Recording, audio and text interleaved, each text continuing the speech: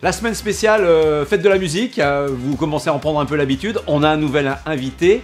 C'est parti avec Pierre Le Marchal.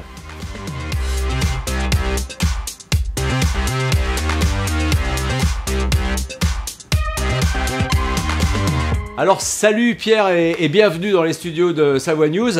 Alors toi tu as un profil intéressant forcément pour parler de musique. Salut Pierre, c'est un beau prénom déjà, j'aime bien Pierre. À la musique, moi, ça me fait plaisir que tu parles de musique avec tout ce qu'on a vécu là, pendant cette période. Ça fait quand même plaisir de chanter, de jouer et de profiter un petit peu du public, ça c'est sûr. Alors écoute, on va rentrer dedans, toutes les questions sont musicales. Je vais te demander par exemple le premier concert auquel tu as participé en tant que spectateur. Il y avait des foires à l'époque où il y avait pas mal d'artistes qui se produisaient, mais des gros artistes de l'époque, des Sheila, des Annie Cordy, des Sacha Distel. Donc j'ai participé à ça, mais le premier vrai concert que j'ai vu pour aller voir un chanteur, c'est Serge Lama. Alors je pourrais pas te dire quand parce que c'est quelque chose qui m'avait marqué. En revanche, je sais où, c'était en Meurthe-et-Moselle, à Nancy. Et voilà, c'était pour moi, et c'est toujours la référence de la chanson pour moi, du texte, de l'interprétation. Et depuis, je l'ai vu une bonne vingtaine de fois. Voilà, c'est quelque chose qui m'avait beaucoup marqué. Ouais. Alors de Serge Lama ou d'un autre, est-ce qu'il y a une chanson qui t'a marqué au point d'en pleurer? Ouais, mais c'est pour des tas de raisons. Il y en a pas mal, mais je crois que je fais rapport à mon fils, mais effectivement, quand il a chanté SOS d'Intérieur en détresse, c'est pas simplement une interprétation, c'est tout ce qu'il y a derrière. Et moi, je sais ce qu'il a ressenti exactement sur cette chanson. Super bien interprété. Bon, je ne reviens pas là-dessus parce que c'est toujours une référence. C'est toujours une référence quand il parle de Greg. Vous savez l'anecdote, quand il a chanté SOS Intérieur en détresse, il n'arrivait pas à passer, il m'avait appelé la semaine, il n'arrivait pas à passer la note en dessous, en basse, puisque ça va de basse au très aigu. Et je lui dis, t'as des problèmes dans les aigus? Il me dit non, dans les basses. Et puis je lui dis, mais écoute, t'as qu'à augmenter d'un demi-ton. Il dit, mais ouais, c'est vrai. Et du coup, il a été voir Mathieu Gonnet. Et en fait, de l'original, il a monté la chanson d'un demi-ton. Ce qui avait impressionné d'ailleurs Luc Plamondon. C'est pour ça qu'il c'était incroyable. Et il a ressorti ça. Mais je ne parle pas de son interprétation. Après, c'est pas moi juger ça, c'est les pros qui jugent. Mais c'est ce qu'il y avait derrière cette chanson. Donc oui, effectivement, elle m'a fait pleurer. Je vais pas me cacher. Je pleure pas facilement, mais là, c'est propre, c'est personnel. Donc c'est pour des tas de raisons, évidemment, que je sortirai cette chanson. Si tu m'en demandes qu'une, ça sera celle-là. Et alors, ton premier concert à toi sur scène? Alors, le mien avec mes musiciens, avec Evelyne et Marc Prévost, c'était en 2007, quand Grégory nous a quittés. Je me suis dit, pour lancer l'association, on va essayer de faire un concert. Ça a commencé par un bœuf chez Evelyne et Marc. Et on a organisé un concert à Albertville, à l'hôtel Le Roma à Albertville. C'était le 23 novembre 2007, je me rappelle. Et on a fait un spectacle sur le répertoire de Serge Lama. C'était quelque chose de très fort, mais on voulait faire ça, une sorte de one-shot, si tu veux, pour lancer l'association. Puis finalement, comme on a vu que ça marchait très bien, il y avait du monde, et on s'est dit, pourquoi pas faire entre guillemets, une tournée un peu dans notre région, et voire même dans toute la France, pourquoi pas, pour donner les concerts et en même temps sensibiliser les gens sur la mucoviscidose. Ça me permet, moi, de véhiculer un message et en même temps de faire plaisir aux gens à travers le concert qu'on leur propose sur actuellement un répertoire de chansons françaises. Donc c'est une belle aventure avec Evelyne et Marc. Ta musique, alors attention, tu n'as pas le droit de dire Serge Lama, sinon on connaît déjà la réponse, c'est tricher. Ta musique de tous les temps, la musique qui pour toi c'est un morceau. Si je devais ressortir une chanson, tu vois, je ne prendrais pas la main, je prendrais peut-être Ferret, une chanson qui m'a beaucoup marqué, qui s'appelle Avec le temps, que tout le monde connaît. Voilà. Mais j'aime la chanson à texte, mais au-delà de la chanson à texte, j'aime l'interprétation.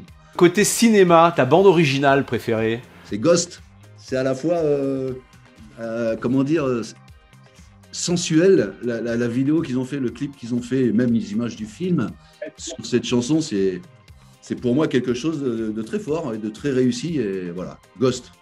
Je sais que tu en as rencontré pas mal, mais l'artiste que tu aimerais rencontrer? Je ne suis pas le genre de type à me forcer pour aller voir, à faire tout ce qu'il faut pour aller voir un artiste. Mais il y en a un que j'aimerais bien rencontrer, mais discuter avec lui, parce que je sais que c'est une belle personne pour connaître les gens qui l'entourent, c'est Grand Corps Malade. Et les textes qu'il arrive à faire, les duos qu'il a fait sur son dernier album. En plus, la petite histoire, c'est que ça a été composé par Quentin Mosiman, qui avait gagné la Starac 7, avec qui on a des liens très forts avec lui et qui nous aide beaucoup à l'association.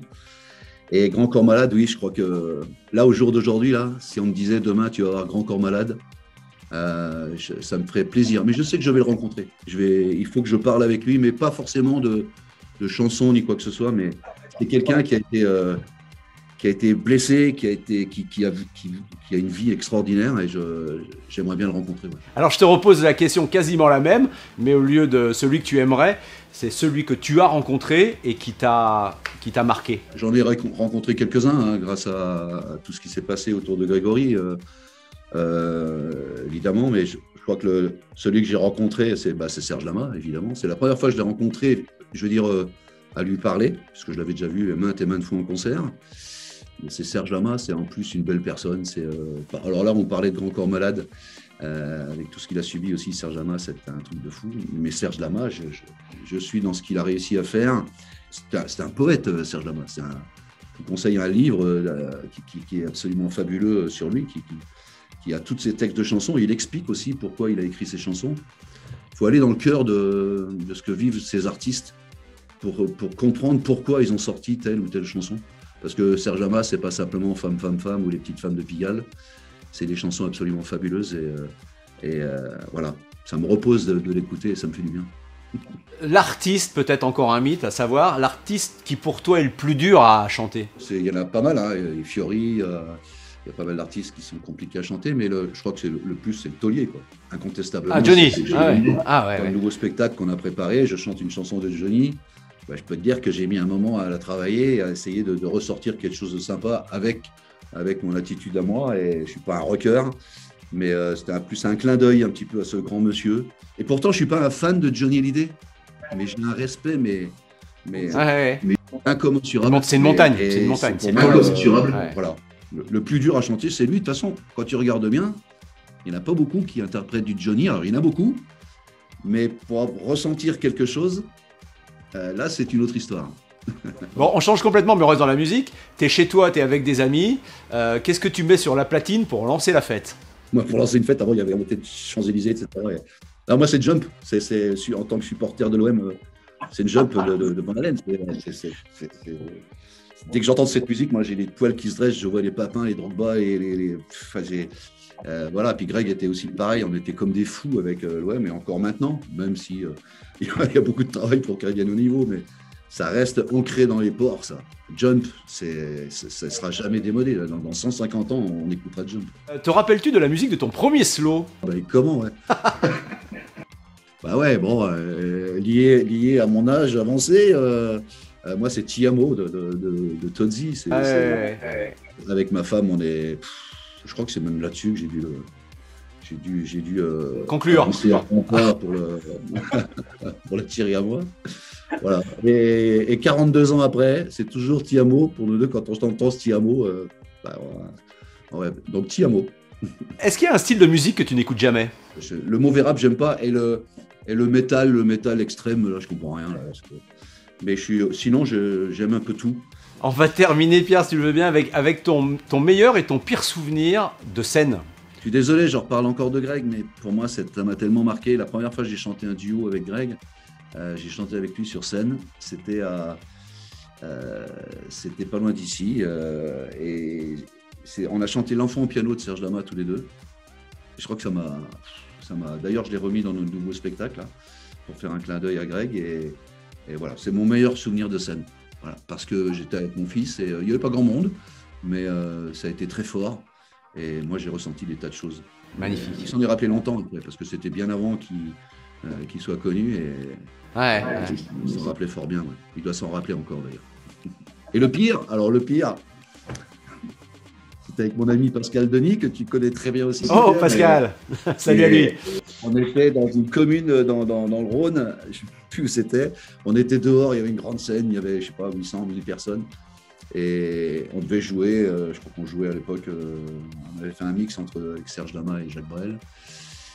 Et au moment de démarrer le concert, il m'est arrivé un truc qu'on a du mal à dire, à avouer, parce que j'avais un torboyau, il fallait absolument que je trouve un endroit pour aller aux toilettes. Mais le problème, c'est que ça m'est arrivé pendant l'intro du spectacle, c'est-à-dire qu'il y avait Marc et Evelyne qui jouaient, et je devais rentrer sur scène. Et il a fallu que je trouve un coin. Alors, je ne vais pas rentrer dans les détails, hein, mais hyper gênant, mais je transpirais, J'avais les sueurs froides et tout. J'ai réussi à aller dans un coin. J'ai mis un endroit minable. Enfin bref, je ne rentre pas là-dedans. Et je suis arrivé. Et Marc a compris que j'avais des soucis. Et ils ont rejoué. Marc est quelqu'un de très doué, attention. C'est quelqu'un il est capable de s'adapter à tout. Et il est reparti sur une intro, mais ça durait quoi. Et il a fallu que j'arrive en courant sur la scène. Et je partais. Et je crois que c'est mon pire moment, ça. C'est mon pire moment parce que ça, je ne le souhaite à personne. Parce que les gens sont là, ils ont payé. Tu te dois d'être à la hauteur, quoi. Et là, je ne l'ai pas été du tout, mais c'était incontrôlable. Et voilà. Désolé pour l'image, mais pour moi, c'est mon pire moment de scène. Alors, il y en a eu d'autres, mais c'est des anecdotes, voilà. Quand ça tombe en panne, les lumières tombent en panne. Oui. Ouais. Nick 3 en plus, qu'on n'a pas de technicien, c'est un peu compliqué, mais moi, je suis un peu comme toi, je suis dans le même milieu, Pierre, d'animateur, donc j'arrivais à contrôler tout ça et à faire un peu le Foucault avec. Il manquait juste le ventilateur. Le ventilateur. J'y arrive très bien. C'est comme quand je me trompe dans les chansons, ça arrivait souvent, parce que je chante pas avec prompteur, moi, je trouve ça pas possible. Et donc des fois je tourne des phrases, ça ne veut plus rien dire, mais la rime est bonne. Il faut bien s'adapter, c'est ça le live. C'est le live. C'est une belle école la scène. Et voilà. Écoute, j'aurais tellement de choses à te dire. Eh oui, bon, quelques minutes avec toi en tout cas seulement, et on va t'en remercier, Pierre, parce que c'était vraiment super. Merci à toi d'avoir passé ce moment. Une belle initiative de votre part. C'est bien de replonger là-dedans, surtout pour la fête de la musique, et de remettre les choses en place sur une activité qui est pour moi une école de vie. Moi, il y a le sport et la musique, et je crois que voilà, on se trompe pas. Et les gens ont besoin d'écouter, d'entendre, de chanter, de jouer. Et je souhaite vraiment une bonne reprise à tout le monde. Voilà, si je peux en profiter pour passer un message à tous nos collègues artistes, techniciens, organisateurs et tout. Ça revient. Une belle fête de la musique à toutes et à tous. Et merci encore, Pierre.